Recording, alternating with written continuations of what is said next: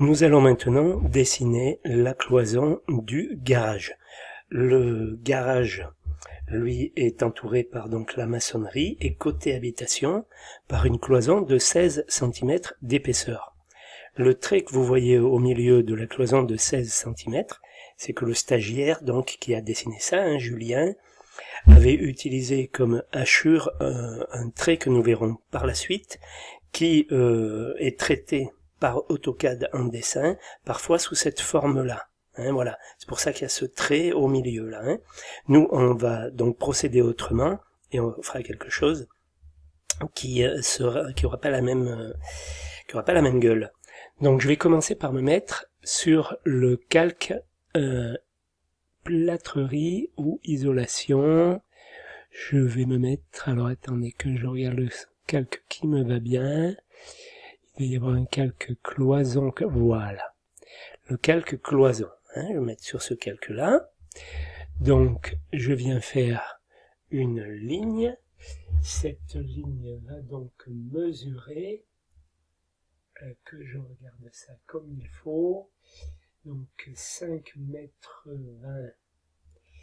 Alors, je vais partir d'ici. Et donc, dans ce sens-là, elle va mesurer 5 mètres 20 moins le débord du toit, c'est-à-dire 1 mètre plus 15, 1 mètre 15 et 22. 1 mètre 15 et 22, ça me fait quelque chose comme 1 mètre 37.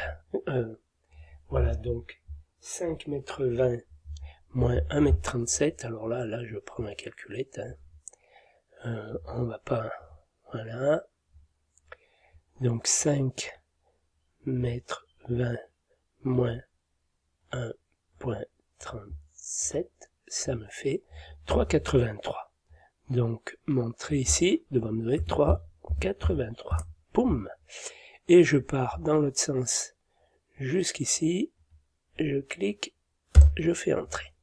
Voilà, je vérifie avec l'outil mesure que j'ai bien d'ici, alors mon outil étant ici, voilà, d'ici, que j'ai bien 5 mètres 20, mais il me semble les avoir vus, voilà. Alors, voilà, 5 mètres, ah, il y a 5 mètres 28. Donc il faut que j'enlève 8 cm.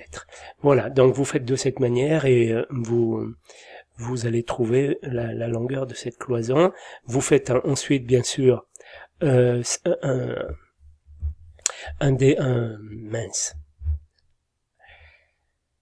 décalé de 16 cm ici, 0,16 ici, puis raccord, et vous aurez fini cette cloison, et je vous retrouve.